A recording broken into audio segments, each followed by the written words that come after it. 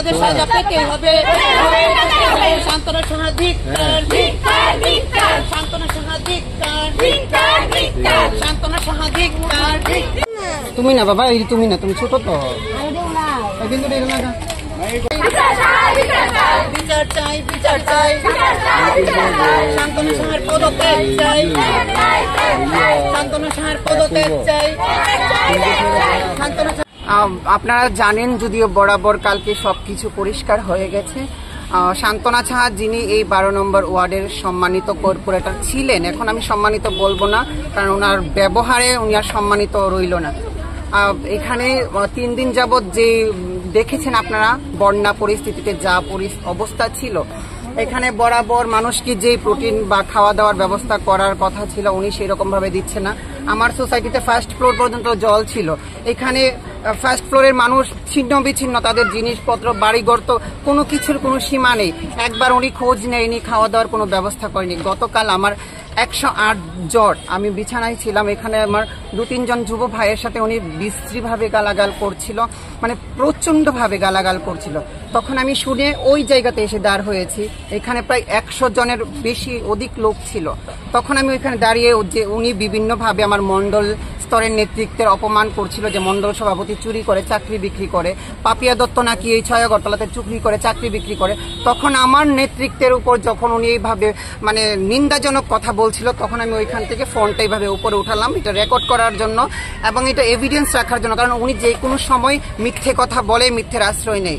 ওইটা উনি দেখে, ওনার সাথে ছিল সমীরণ, ওনার সম্পূর্ণ যিনি সাপোর্ট করেছে আমাকে মারার জন্য, ও বলেছে উনি ওইখান থেকে টেনে আমাকে এনে আমার চুল ধরে এখানে প্রচন্ডভাবে মারধর করে, আমার গলার চেন ছিঁড়ে ফেলে, আমার মোবাইলটাকে এনে সবার সামনে যেইভাবে মানে গুরু গুরু করে দিয়েছে সম্পূর্ণ।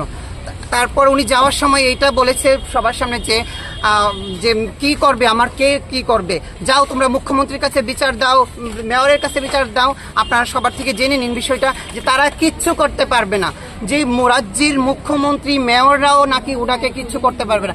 এর আগেও উনি এরকম ভাবে অনেক রকম অপমানজনক কথা আমার নামে ছড়িয়েছে এবং এই সোসাইটির মানুষের জল বন্ধ করে দেয়, কিছুদিন বাদে বাদে কারেন্ট বন্ধ করে দেয়, মানুষকে প্রতিনিয়ত একটা সিগনেচারের জন্য গেলে অপমান করে, ওয়ার্ডে দাঁড় করিয়ে যা তা কথাবার্তা বলে এবং বিভিন্নভাবে টর্চার করে। গতকাল যে প্রতিবাদ আমি করেছিলাম, শুধু আমায় না, যে আমাকে মেরেছে প্রত্যেকটা 6 আগরতলার মহিলাদের মেরেছে এবং আমার এই সোসাইটির মহিলাদের যেভাবে উনি এখানে দাঁড়িয়ে আমার ফোন ভেঙেছে, হয়তো ফোনের সবকিছু শেষ, কিন্তু আমার ফোনের ওনার এগেন্স্টে যে ভিডিওগুলো আছে উনি ওইগুলো যথেষ্ট, ফোন ঠিক হলে সেগুলো রিকভার আমি করতে পারবো।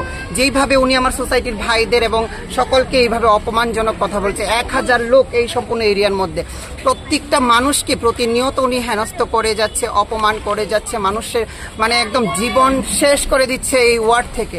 আমরা এটার তীব্র নিন্দা জানাই এবং কালকে আমি 5 ঘন্টা সময় দিয়েছিলাম, কেন এখনো পর্যন্ত 5 ঘন্টার মধ্যে আমার বিচার হয়নি? কেন রাজ্য নেতৃত্ব, আমার সদলীয় নেতৃত্ব আমার এটার প্রতিবাদে আমার কাছে এসে দাঁড় হয়নি?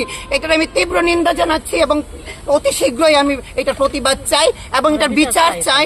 আমরা সকলে মিলে আজকে এখানে জড়ো হয়েছি, হয়তো সবাই নেই, কারণ আমার সোসাইটির মানুষ খেটে খাওয়া যোগ্য, তারা